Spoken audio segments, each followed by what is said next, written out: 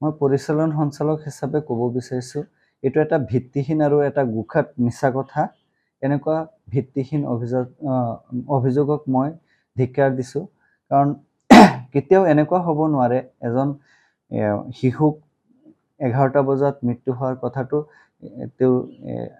তেওঁলোকে যি অভিযোগ কৰিছে সেইটো চিকিৎসকেই ক'ব, আৰু তেওঁলোকে পোষ্টমৰ্টেমত অলৰেডি ওলাবই কেইটা বজাত মৃত্যু হৈছে, এইটোতো মোৰ কথা নহয়।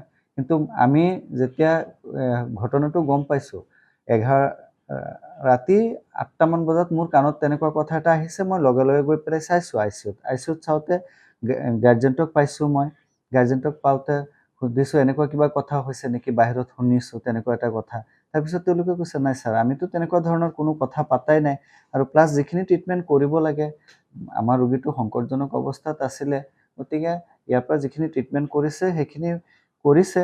এতিয়া আমি গুৱাহাটীত লৈ যাম, আমাক অলপ আৰ্থিকভাৱে সহায় কৰিব, যিহেতু আমি অলপ দুখীয়া মানুহ। মই সেইখিনি আশ্বাস দিলোঁ যে আপোনালোকক মই যিখিনি পাৰোঁ সহায় কৰিম।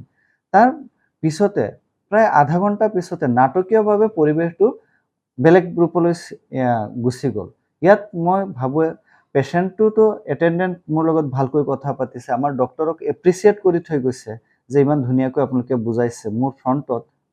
তাৰপিছত কিয় এনেকুৱা হৈছে, মোৰ এটা তৃতীয় শক্তি ইয়াত হাত থকা যেন লাগে, আৰু আমি সেইবিলাক মানুহক চিনিও পাওঁ।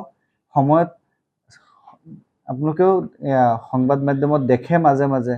গতিকে সেই তৃতীয় শক্তিৰ বিৰুদ্ধে বা ইয়াত কোন জড়িত আছে, আমি তেওঁলোকৰ বিৰুদ্ধে আইনী প্ৰক্ৰিয়া হাতত ল'ম বুলি আমাৰ মেনেজিং ডাইৰেক্টৰ হিচাপে মই সিদ্ধান্ত লৈছোঁ। যিকোনো খবৰৰ বাবে যোগাযোগ কৰক 7099017330 লগতে 7099017110 নম্বৰত।